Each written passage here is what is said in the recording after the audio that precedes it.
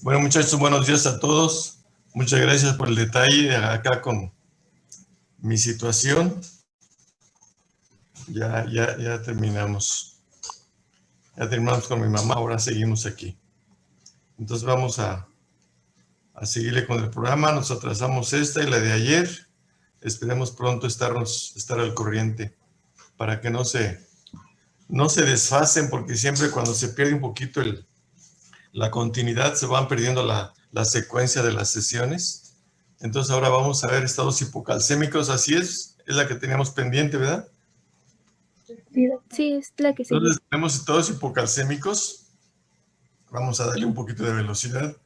El propósito general es valorar lo que es el hipoparatiroidismo, valorar sus causas, presentación clínica, evaluación del laboratorio, gabinete diagnóstico, tratamiento, pseudohipoparatiroidismo, trastornos relacionados con la vitamina D, efectos adversos de la hipocalcemia, diagnóstico diferencial, tratamiento, y luego aquí dice describir la clasificación según el mecanismo del hipoparatiroidismo, describir la fisiopatogenia. Pues está muy ambicioso. Vamos a ver qué podemos alcanzar a hacer.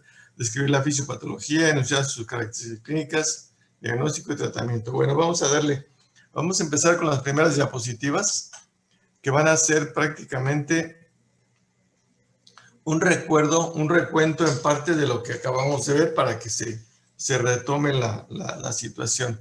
Entonces es un concepto muy sencillo, pero muy valedero, pues, de lo que es los estados hipocalcémicos. Entonces la hipocalcemia es cuando se detectan cifras de calcio plasmático, ay Dios, aquí me falta un acento, plasmático total inferiores a 8.5 miligramos por ciento, y de calcio iónico inferiores a 1 miligramo por litro. Esto es un concepto muy sencillo, pero muy válido de la hipocalcemia. En segundo, las hipocalcemias, dice, se presentan, hay una gran cantidad de patologías por alteraciones en los mecanismos tanto del aporte, del control y de la eliminación. Vamos a ver en las siguientes diapositivas algunas imágenes de las que vimos en la clase, en la plática pasada.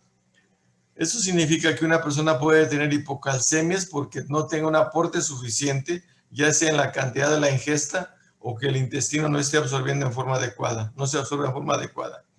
Otro es en el control del metabolismo. Aquí ya recordemos que el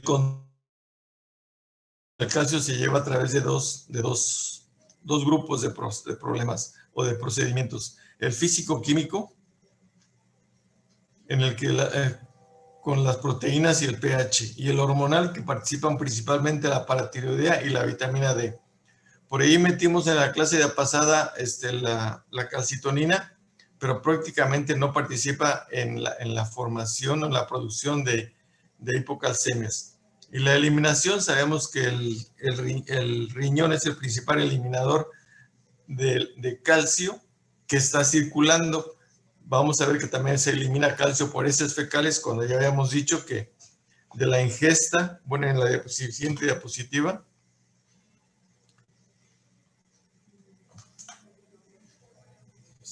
¿dónde estás? Aquí. En esta diapositiva ya la habíamos visto en la clase anterior. Dijimos que la ingesta es por la vía oral, que de aproximadamente 1000 miligramos que se llegasen a ingerir, aproximadamente se absorbe a nivel de tubo digestivo el 35%. Entonces, si tenemos aquí una ingesta de 1000 miligramos, se absorben 350 y quedan 650 en la luz intestinal, pero que también las secreciones intestinales llevan calcio y que aportan aproximadamente 250. El resultado final es que de 1000 que se ingresan, se excretan 900 mililitros por la vía digestiva. Esto es en las heces. Y realmente, ya después vamos a ver cómo se controla los controles los mecanismos de control acá ya del calcio circulante, que en ese sentido vamos a ver vamos a recordar ahorita en las siguientes diapositivas cómo se controla. Ya Lo vimos también la vez pasada y dijimos que aquí cuando el calcio está bajo, se estimulan las hormonas paratiroideas para producir hormona paratiroidea, que por una parte va al hueso y por otra parte va a los riñones. En el hueso lo que hace es aumenta la liberación de calcio esquelético y esto obviamente que hace que aumente el calcio circulante. Por otra parte sabemos que la hormona paratiroidea va a los riñones, en los riñones hace excreción fraccionada de calcio y por otro lado estimula la segunda hidroxilación de la vitamina D y esta segunda hidroxilación hace que esta vitamina D ya madura o ya normal facilite la absorción intestinal de calcio. Estos tres mecanismos, la liberación de calcio óseo, la retención de calcio a nivel renal y la absorción de calcio a nivel del tubo digestivo, los tres hacen que aumente el calcio circulante y esto hace como mecanismo de retroalimentación negativa que se suspenda o se reduzca la producción de hormona paratiroidea. Esto ya lo vimos la vez pasada en varias diapositivas. Y entonces los estados hipocalcémicos, dice aquí que la causa más frecuente son los estados de hipoparatiroidismo y en el pseudo hipoparatiroidismo, aquí la hormona está normal o puede estar elevada, pero hay órganos periféricos que no responden. Esto también se puede llamar resistencia a la hormona paratiroidea. La hipomagnesemia, esta es la baja de magnesio, produce hipocalcemia al suprimir la secreción de esto. Acuérdense que la secreción de hormona paratiroidea tiene que ser en presencia o niveles adecuados de magnesio. Si hay hipomagnesemia, también se produce hipocalcemia por reducción o supresión de la hormona paratiroidea. En la hipovitaminosis, esto es, ya vimos que la baja de vitamina D también se produce por trastornos gastrointestinales. Esto es cuando hay deficiencia por deficiencia en la absorción de vitamina D y también por deficiencia en el aporte de vitamina D. Cuando hay restricción intestinal, en la insuficiencia renal, la hipocalcemia es secundaria a que se pierde ahí la capacidad de perder fosfato, entonces hay una hiperfosfatemia y la hiperfosfatemia también disminuye los niveles de calcio. Puede aparecer en pancreatitis agudas por precipitación de calcio en los tejidos pancreáticos. Hay varias enfermedades o patologías agudas que pueden reducir el calcio en pacientes con sepsis, en pacientes por pancreatitis, en pacientes con quemaduras. Y hay otro estado que se llama el hueso hambriento, que se da cuando hay metástasis osteoblásticas. Estas metástasis son altas captadoras de calcio, por eso se considera que es un hueso hambriento de calcio. Y esto hace también que al aumentar la captación de calcio en estas metástasis osteoblásticas, pues puede existir una alteración en los niveles del calcio sérico. Vamos a ver algunas causas de hipocalcemia. Aquí dice concentraciones bajas de hormona paratiroidea. ¿Qué es lo que nos puede dar concentraciones bajas de hormona paratiroidea? Una agenesia. Esta puede ser una causa. Esto puede ser una forma aislada o bien hay otros síndromes raros. Esos se dan en pediatría. Yo desconozco el síndrome de Di Giorgio, pero no lo voy a describir. Destrucción de las paratiroides. La causa más común de hipoparatiroidismo o de hipocalcemias por hipoparatiroidismo adquirido en el adulto es quirúrgica y por radiación.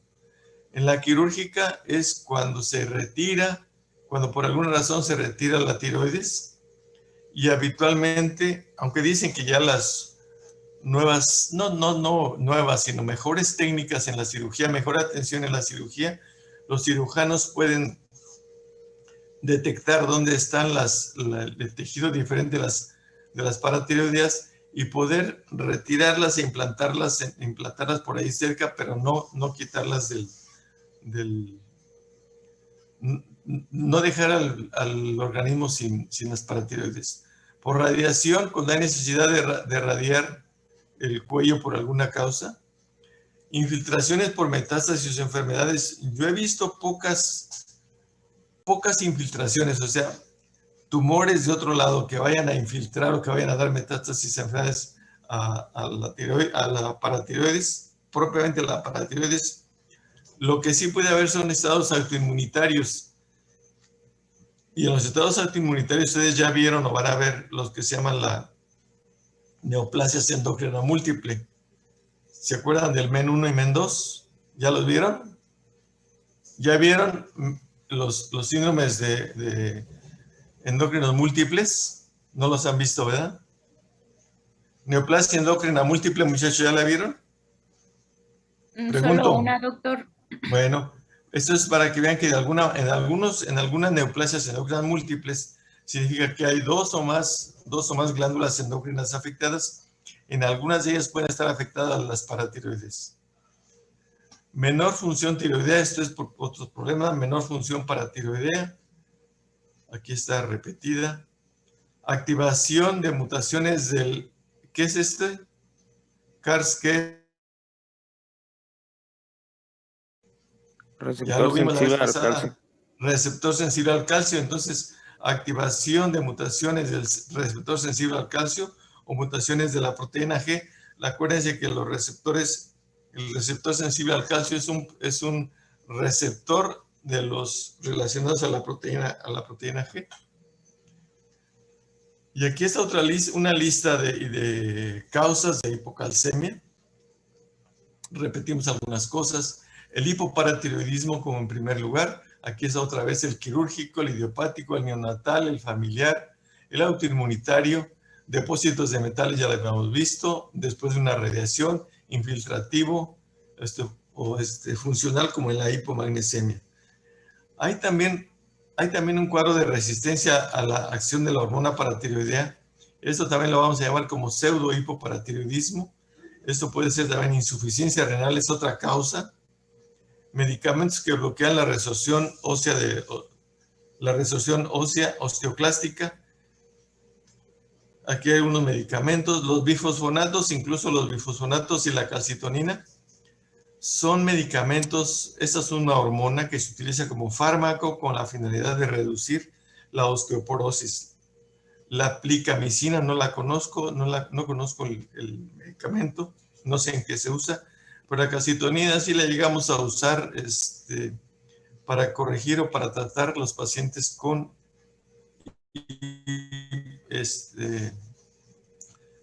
deficiencia, con hipocalcemias. Las bifosfonatos, que también se utilizan en problemas de osteoporosis. Estos dos medicamentos, calcitonina y bifosfonatos, se utilizan en osteoporosis. Aquí dice en fracaso para producir la vitamina D normalmente. De eso se habla, por ejemplo, en las zonas, en las regiones nórdicas de la Tierra, que cuando llega poco nivel de luz, las personas en esos lugares, en Noruega, en Oslo,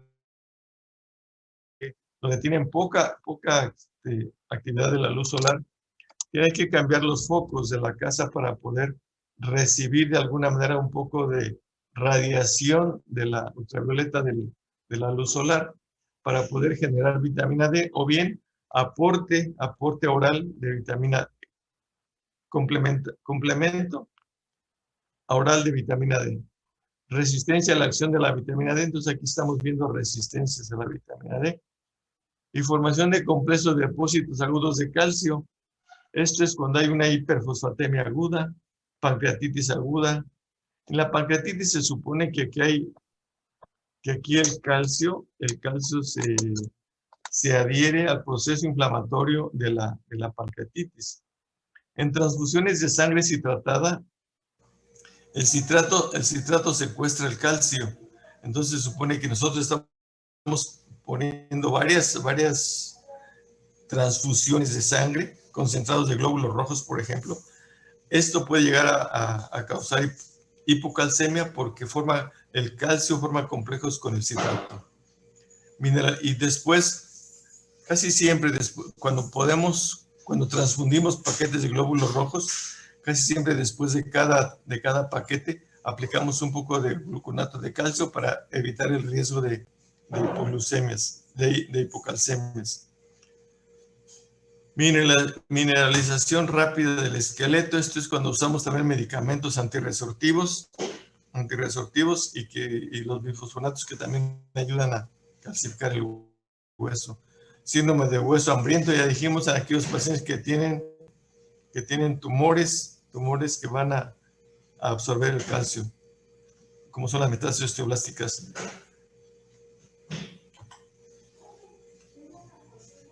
Vamos a hablar un poquito de hipotiroidismo, sus causas, sus compensaciones. Entonces, el hipotiroidismo, esto ya lo repetimos, son las formas que pueden presentarse. ¿Qué es el hipoparatiroidismo? Es una situación clínica que se debe a la falta de secreción o de acción de la hormona paratiroidea. Y dice que la falta de acción de la hormona, que la hormona paratiroidea funciona tanto en el riñón como en el hueso. Entonces, la falta de acción de la hormona en el riñón y el hueso originan hipocalcemia con hiperfosfatemia. Entonces, el hipoparatiroidismo es una situación clínica por deficiencia o función de la acción de la hormona paratiroidea. Es un concepto también muy sencillo, muy entendido. Esa es una manera de definición. Alteración provocada por deficiencia en la producción de hormona paratiroidea. Esto que llega a ser incapacidad para mantener el calcio extracelular dentro de los límites normales. Más raramente dice así por deficiencia de respuesta o por deficiente respuesta en los tejidos periféricos a la acción de la hormona. Ya vimos que uno entre ellos es la falta de vitamina D. La falta de acción de la proteína de la hormona paratiroidea se puede manifestar por hipocalcemia. Ahí vamos empezando también para detectar cómo lo vamos a detectar. Entonces hay hipocalcemia, hay hiperfosfatemia, hay deficiencia o baja de vitamina D. Puede haber hormona paratiroidea muy baja o indetectable, o bien cuando hay aquí está, pseudo hipoparatiroidismo, la hormona paratiroidea está alta. Lo que hay aquí es resistencia o deficiencia de la vitamina D para poder actuar. Por eso dice en el concepto que dijimos acá atrás, situación clínica debida a falta de secreción o de la acción. Cuando hay falta de secreción llamamos hipoparatiroidismo, pero cuando tenemos un pseudo hipoparatiroidismo, tenemos niveles de hormona paratiroidea normales o elevados, más bien elevados, pero hay deficiencia en la acción periférica. ¿Sí? Clasificación del hipoparatiroidismo. Cuando hay ausencia de paratiroides, pues eso puede ser congénita o adquirida. En cualquiera de las dos está funcionalmente deficiente, obviamente, o hay resistencia al órgano diana. Los órganos diana ya vimos que son el tubo digestivo, los riñones y ausencia de hormona paratiroidea. El hipoparatiroidismo adquirido tras una cirugía es evidente. Ya dijimos que cuando quitan la tiroides y se llevan las paratiroides, pues se queda el paciente sin paratiroides. Puede haber hipoparatiroidismo hereditario, ya que hay diferentes síndromes y diferentes formas de presentarse. Enfermedades infiltrativas. Aquí están las enfermedades infiltrativas que más comúnmente se pueden encontrar. Infiltraciones de hierro, hemocromatosis, talasemias, de cobre, enfermedad de Wilson, del aluminio en pacientes que reciben hemodiálisis, enfermedades granulomatosas como la amiloidosis o bien metástasis. En algunas personas que mandamos con problemas de hipertiroidismo, que mandamos a que se le queme propiamente la tiroides con yodo radioactivo, también pueden afectar las hormonas paratiroideas y en un paciente que recibió radiación para bloquear la secreción de las hormonas tiroideas, también puede verse alterada las hormonas paratiroideas. Esto es hipoparatiroidismo idiopático. Habitualmente como dice aquí, se presenta, es unas endocrinopatías poliglandulares. Esto pueden encontrarlo dentro de los síndromes neoplásicos múltiples en endocrinología. Esto se ve en los niños, predomina en la mujer, y en estos tipos de patologías siempre hay anticuerpos antiparatiroideos o anticuerpos anti el receptor sensible al calcio. Defectos en el desarrollo de las paratiroides. Aquí dice agenesia e hipoplasia congénitas. Estos obviamente se van a ver en los niños. Síndrome de DiGiorgio, aquí síndrome relacionado con la VLOC. Esas son otras. Estas yo no las conozco, no las he visto, no es de niños. Las manifestaciones incluyen incompleto desarrollo de los arcos branquiales, una serie de alteraciones, no solamente la hipoplasia o la agenesia de las glándulas paratiroides.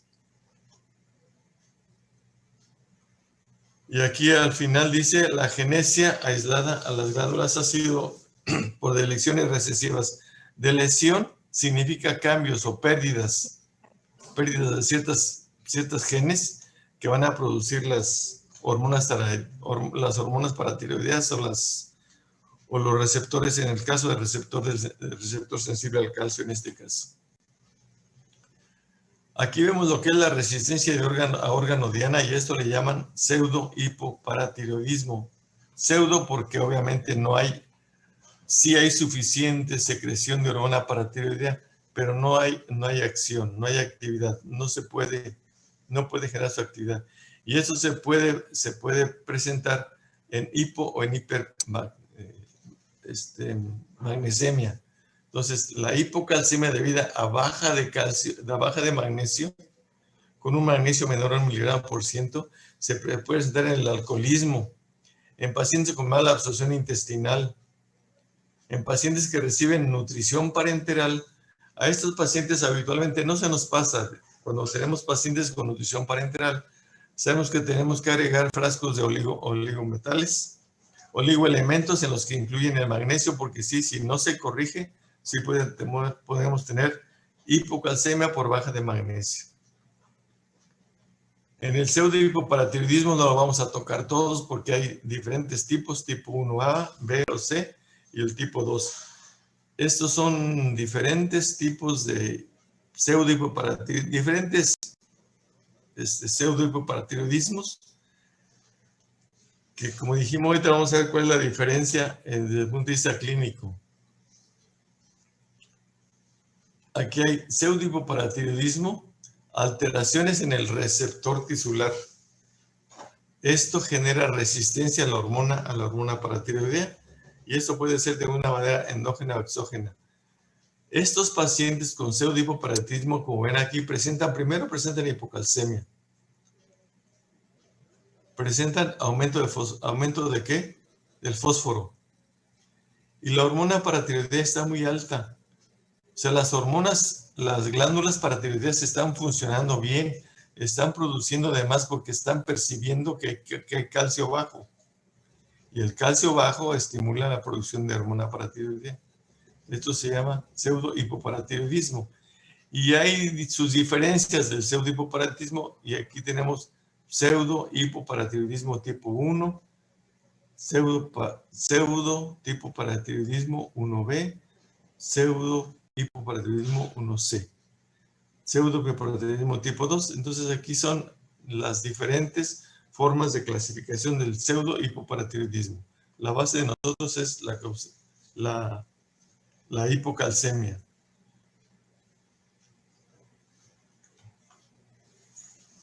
El hipoparatiroidismo familiar.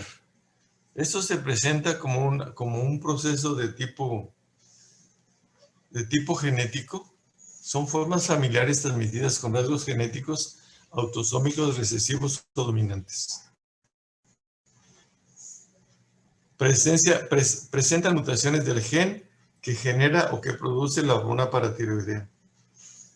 Hay deleciones, pérdidas o cambios que codifican para el factor de transcripción. Esto es, deleciones son pérdidas de genes o de cambios genéticos, alteraciones genéticas que van a producir una hormona o deficiencia en cantidad o deficiencia en su calidad que no tiene el efecto deseado.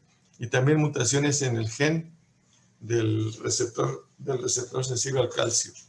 Estas situaciones del hipoparatiroidismo familiar habitualmente se presentan desde la infancia y generalmente hay antecedentes de algún familiar con este problema. Ese es aquí me faltó, es hipoparatiroidismo. En la de arriba, no, aquí está mal escrito, es hipoparatiroidismo. El pseudohipoparatiroidismo es el trastorno genético que se manifiesta, es la incapacidad o la falta de capacidad para respuesta del órgano.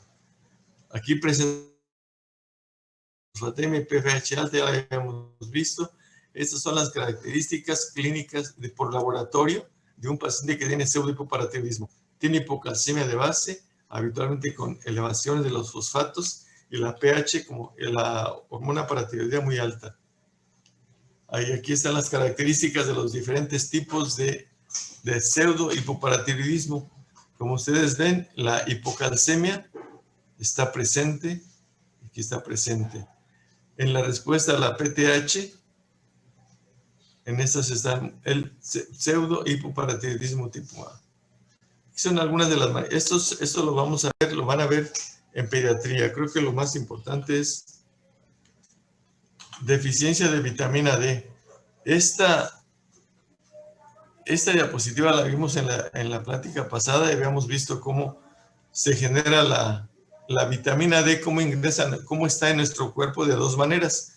Una por la síntesis del 7-deshidroxicolesterol a nivel de la piel por la activación de la radiación violeta de los rayos solares, y otra por la absorción de vitamina D de la que se ingiere.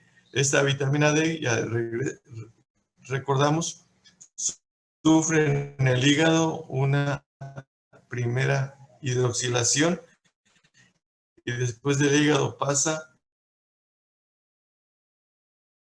aquí pasa como 25 hidroxivitamina D y en el riñón sale como 1-25 hidroxivitamina D.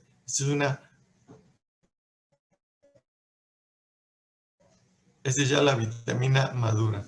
Y aquí vemos lo que ya habíamos visto también la semana pasada, que a partir del riñón sale la vitamina D al intestino a facilitar la absorción de calcio. Por otra parte, va al hueso también, y que aquí el calcio intestinal, la acción de la hormona y la retención de calcio aquí a nivel renal es lo que hace que genere la hormona paratiroidea para el aumento de calcio. ¿Y cuáles son las causas de la deficiencia de la vitamina D? Dice, exposición deficiente a la luz solar. La luz ultravioleta, los rayos ultravioletas son los que van a generar los cambios a nivel de piel para que se produzca vitamina D.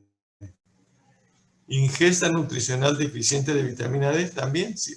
Incluso de unos muchos años a la fecha, ya existen alimentos enriquecidos con vitamina D, sobre todo la leche.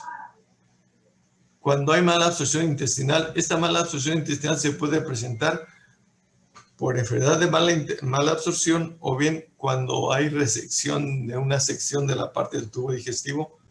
Ya dijimos ahí en gastrectomías o en resección de tubo de intestino delgado. Los fármacos que afectan el metabolismo. Fármacos que activan el metabolismo de la vitamina D. Luego aquí tenemos el miedo al cáncer de piel y el uso de bloqueadores. Puse esto porque muchas personas se exponen al sol, pero a veces usan en forma regular los protectores solares por el miedo al cáncer de la piel. Entonces, este miedo al cáncer de la piel lo que hace es que las personas tengan miedo, así literalmente miedo, a exponerse al sol, sobre todo cuando hay antecedentes familiares de cáncer de piel. Entonces, muchas personas, ¿y qué es lo que hacen muchas veces cuando se va a recibir sol? Sobre todo cuando se va a exagerar en las playas, en las vacaciones, sobre todo pues, se llenan de bloqueadores solares. Y obviamente el bloqueador solar no permite que haya la conversión a nivel de la piel de la vitamina D. ¿Cómo vamos a hacer el diagnóstico de hipocalcemia? Primeramente, el diagnóstico lo vamos a hacer con la sospecha clínica. Y la sospecha clínica la vamos a hacer recordando las funciones que tiene el calcio.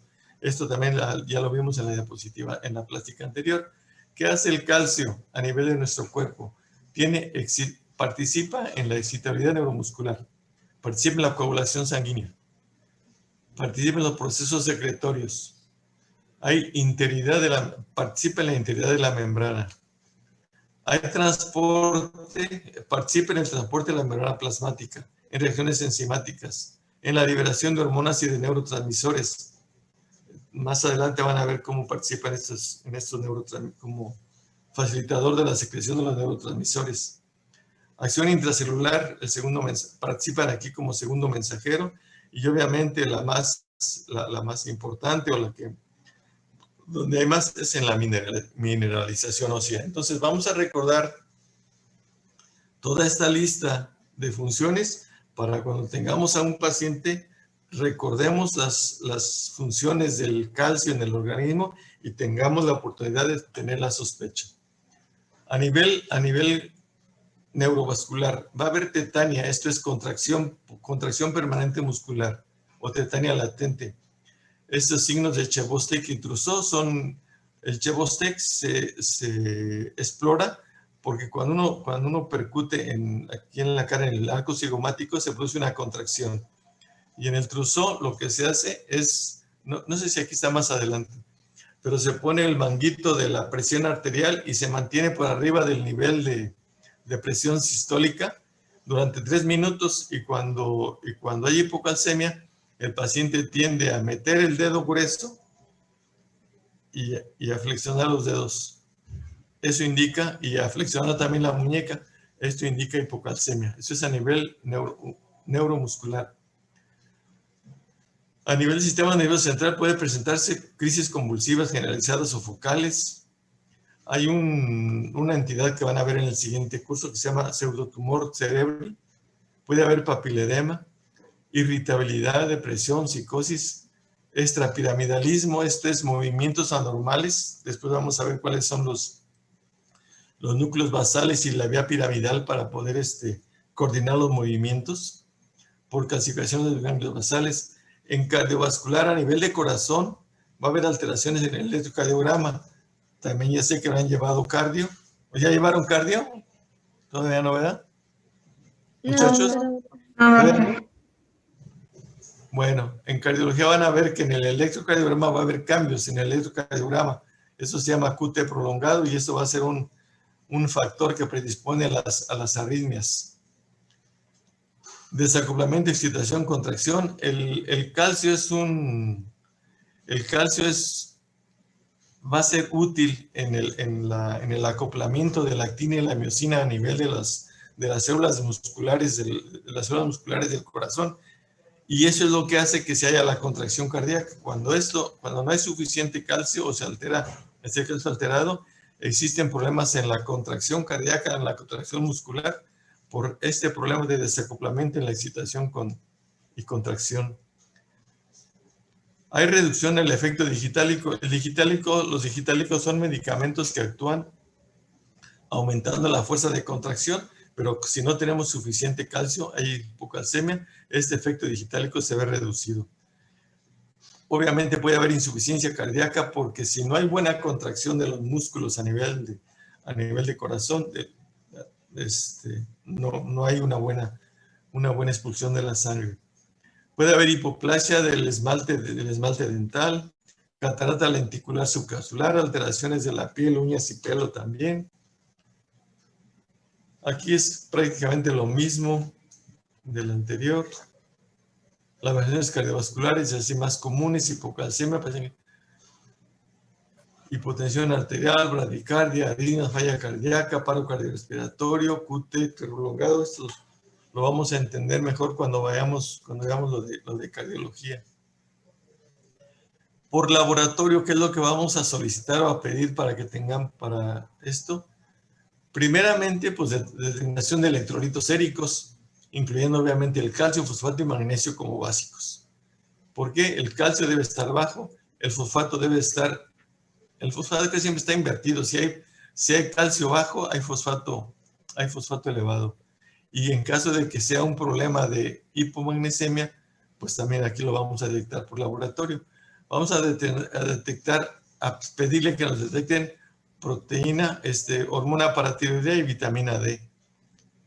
Si hay cuantificación de proteínas y pH, acuérdense que para hacer una evaluación adecuada de los niveles de calcio, hay que tener los niveles de proteínas y no es indispensable, pero sí tienen pH normal.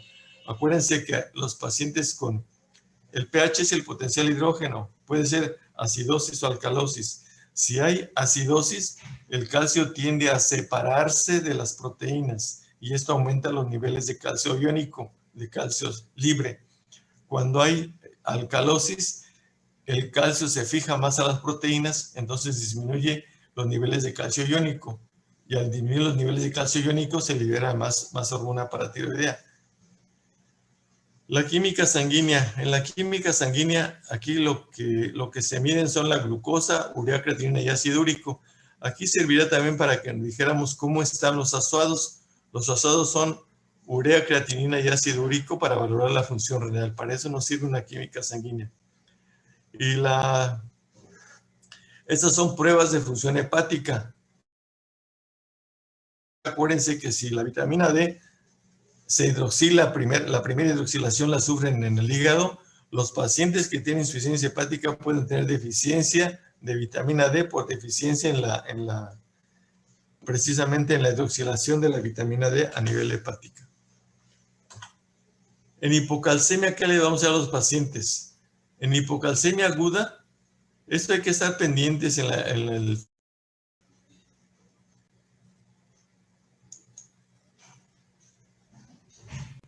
Díganme, muchachos, ¿ya estamos otra vez? Sí, doctor. Gracias. Ahí vamos. Entonces, ¿qué vamos a hacer en la hipocalcemia? Digo, cuando a un paciente va a ser operado de la tiroides, hay que estar pendiente. Antes de que se opera, se les hace toda la determinación de los electrolitos, del calcio, del fósforo, de las hormonas, y estar pendientes en caso de que tengamos problemas de hipocalcemia enseguida. Aquí hay algunos esquemas. No necesariamente siempre se van a aplicar, pero hay que estar...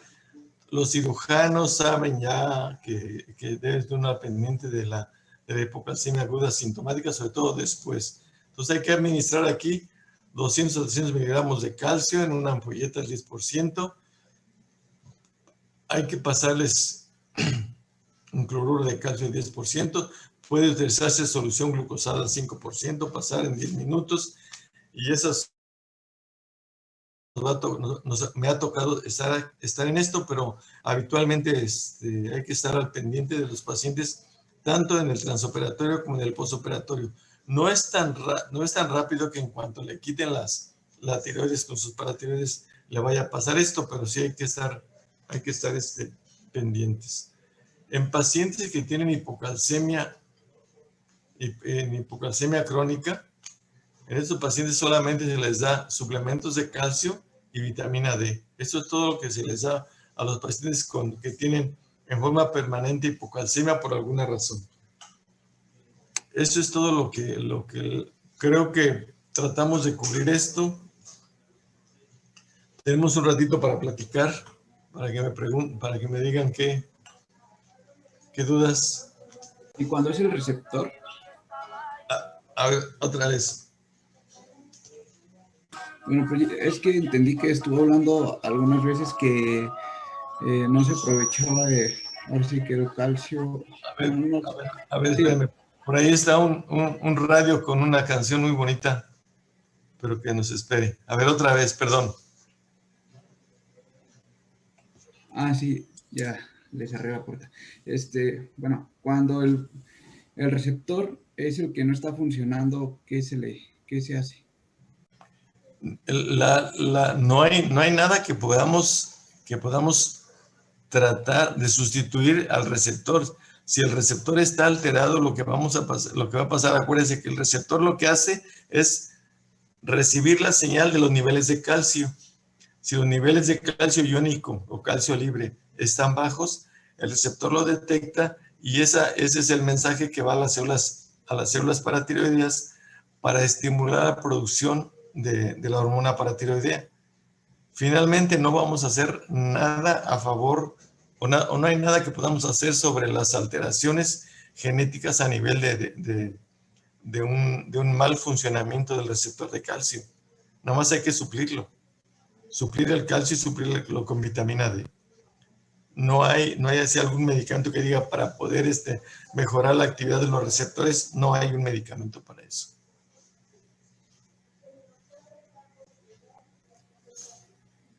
¿Qué más?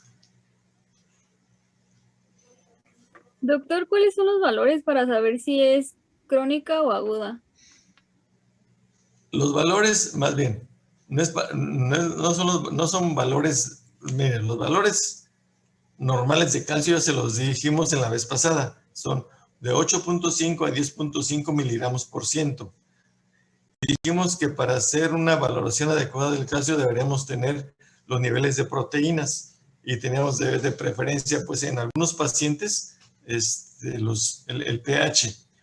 Dijimos que el control del metabolismo del calcio a nivel físico-químico es cuando los niveles de proteína normales o se consideran básicos de 4 gramos por ciento de proteínas. Por arriba de 4 gramos de proteínas por cada 100 mililitros, hay que restar 0.8 de lo que se nos reporta de calcio y eso es lo que se llama calcio corregido. En caso de que haya hipoproteinemia, por abajo de 4 gramos de proteína, hay que sumar 0.8 miligramos y eso es el calcio corregido. En condiciones normales el organismo funciona bien entre 8.5 y 10.5 miligramos por ciento. Que yo sepa, en los laboratorios por aquí cerquita no es fácil medir el calcio libre, aunque por ahí yo digo una cifra al principio de 1 miligramo por litro, menos de 1 miligramo para considerarse hipocalcemia. No es fácil medir el calcio ionizado, el calcio libre. Ese es el problema. Y también acuérdense que el calcio libre ionizado, primero, es el metabólicamente activo. Es el que entra a las células a hacer su función. Es el que se puede filtrar a nivel renal y poderse reabsorber o eliminar. Pero no es fácil medirlo. Nos concentramos en parte en la clínica y en los niveles de calcio total que se nos reportan habitualmente. Déjeme investigar, no sé dónde o no sé a quién se la haya, si se practique la determinación del calcio iónico. Creo que no se practica, no es una técnica fácil para tenerla. Y se considera pues por debajo de 8.5. Mira, hay pacientes que andan con 8 o 7.5 y no dan problemas, no hay molestias, pero sí podemos tener pacientes que ya dijimos cuando es muy más bajo el calcio, las manifestaciones neurológicas y las manifestaciones cardiovasculares sí pueden llevar a la muerte. Si hay un trastorno de ritmo, si hay un paro cardíaco, si hay una insuficiencia cardíaca, sí pueden llevar a complicarse un poquito más. El calcio es un participante muy importante en muchas funciones de nuestro cuerpo. Gracias, ¿Qué doctor. más? Sí. ¿Qué más? Estrella, Lupita, Jorge, ¿quién más está? No.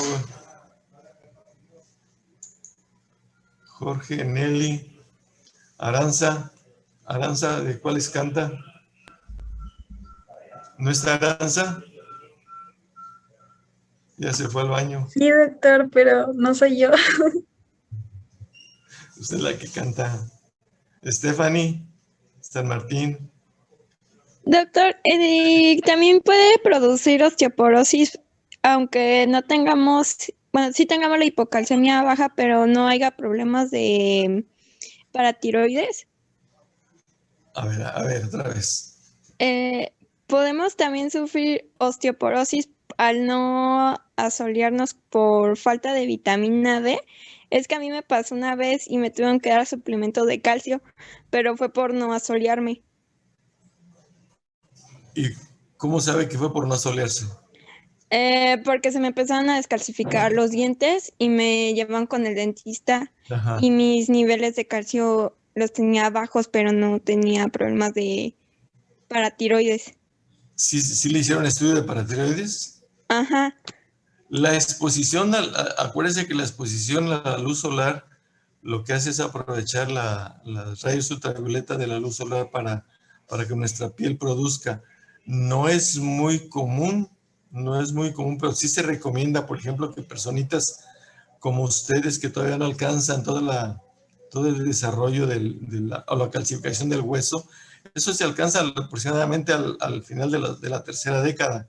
Se supone que ustedes deben ahorita aprovechar para poder tener la mejor calcificación posible de aquí a que lleguen a los 30 años, porque a partir de los 30 años empiezan a sufrir un cierto deterioro, una baja. Lo que no sé es qué tan, decir, cuánto influye el hecho de la falta de exposición propiamente a los rayos solares, o cuánto influye también la falta, la deficiencia en la ingesta. Acuérdense que la vitamina D a nosotros nos llega de dos maneras, por la transformación de la piel y por la ingesta. Entonces, si es falta de vitamina D, en el caso de usted fue falta de vitamina D. Sí. Y estuve un mes tomando calcio, suplemento de calcio. Sí, era para recalcificar. Sí. Y estuvo ya exponiéndose al sol.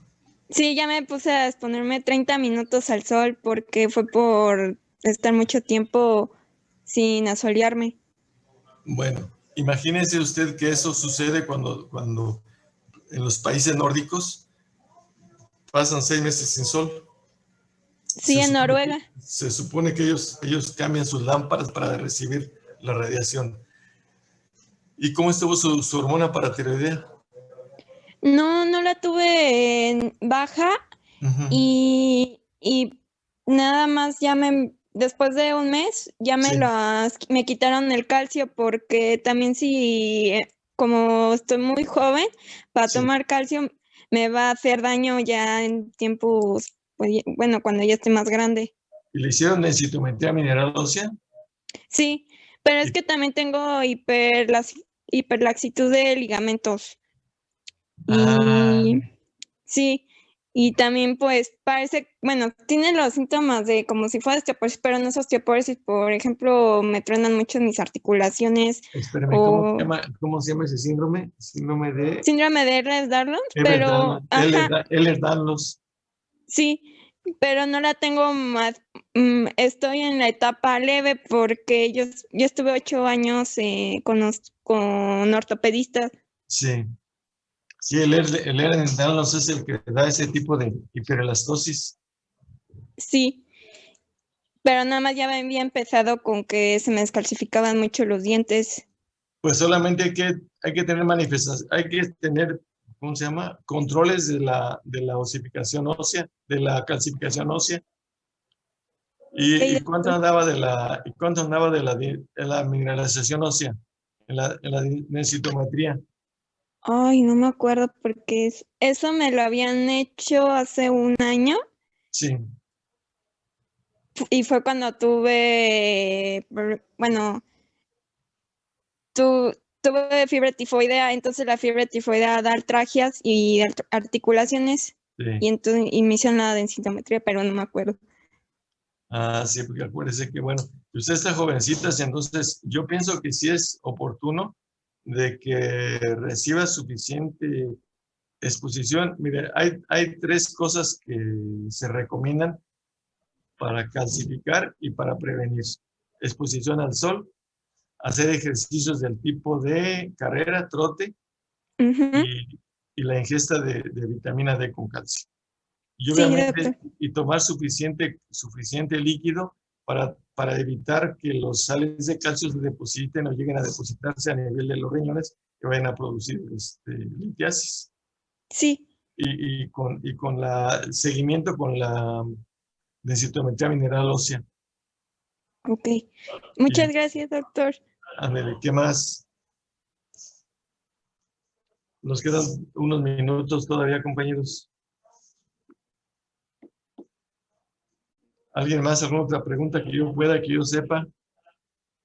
Bueno, sí les he ayudado, sí han entendido también las clases con la doctora Guerrero. Sí, doctor. ¿Sí les ha ayudado o no les ha ayudado? ¿Sí nos complementamos o cada quien decimos cosas diferentes? Sí, también con el doctor Reyes y otro doctor. Sí, bueno, si algo hay por ahí incongruencia pudiera ser, pero yo pienso que tratamos de ayudarlos para que se... Eso está bien bonito, muchachos. Me falta decirles una cosa. Primero, a ver, son conceptos generales que yo los entendí para ustedes y para todos, ¿no? El hecho que estamos en endocrinología, y en endocrinología vamos a tener como base para entender la endocrinología varias cosas. Primero, todo órgano que está estructuralmente normal debe funcionar normal siempre y cuando esté bien controlado. Y eso se refiere, por ejemplo, a que le pongo el ejemplo del corazón. El corazón puede estar estructuralmente bien a nivel celular, a nivel molecular, a nivel de elementos. Puede tener bien sus cavidades, aurículas, ventrículos, sus válvulas, endocardio, mesocardio, pericardio. Puede estar todo estructuralmente bien, pero el corazón requiere control autonómico, y el control autonómico es neurológico y nervioso. Acuérdense que ahí el sistema nervioso autónomo, el simpático y el parasimpático actúan sobre el corazón, ¿sí? Pero debe haber integridad. En este caso, yo creo que un órgano que está estructuralmente normal, y estructuralmente normal les digo anatómico, tisular, celular, molecular y electrolítico o de los elementos. Si está bien, debe funcionar bien, siempre y cuando sus mecanismos de control también estén íntegros. Y esto lo comparo, por ejemplo, con una orquesta. Puedes tener un excelente violinista, un excelente trompetista, un excelente músico, pero si el director no dirige adecuadamente, esto no va a funcionar. ¿Sí? Esa es una parte. Por otra parte, en endocrinología, acuérdense, las patologías, todas las patologías en el endocrino, como en muchas otras partes, va a ser porque el órgano no esté bien. Y si el órgano no está bien, no va a funcionar adecuadamente. Como ya vimos aquí, aplasias, hipoplasias, agenesias, ese tipo de cosas. Segundo, las manifestaciones clínicas de las enfermedades endócrinas van a ser básicamente o porque secretan de más, esa es una, porque secretan de menos, esa es otra, y se llaman hipo o hiper. Segundo, porque están mal estructuralmente, porque están mal controlados, o a veces porque se suman, como ya vieron ustedes ahí en la neoplasia endocrina múltiple. Hay diferentes órganos endocrinos que al mismo tiempo están alterados. Entonces, en algunas ocasiones cuesta trabajo o será difícil sumar o reconocer que una patología es causada por alteración de una glándula y otras manifestaciones de otra glándula. Entonces aquí se suman. Entonces en endocrinología hay que tener en cuenta eso, ¿sí? Que funciona de más o funciona de menos. O también que hay resistencia, aquí ya lo vimos aquí. Súmenle. ¿Se producen de más? ¿Se producen de menos? ¿O hay resistencia? ¿O se suman se suman los defectos. Llévense con eso, eso es como una perlita que la deben tener ustedes por ahí presente en endocrinología. Y eso les va a ayudar mucho a orientarse para no perderse. La tiroides, ¿qué tiene la tiroides? ¿O funciona de más o funciona de menos? Es hiper o hipo. ¿Está crecida o no está crecida? Es relativamente sencillo. Si pensamos así, se hace relativamente sencillo tratar de llegar a esta opción diagnóstica. Muchachos, son las 11 de la mañana. Por ahí nos ponemos de acuerdo con Fanny o para ver cuándo volvemos a tener. Tenemos una atrasada todavía, que es la de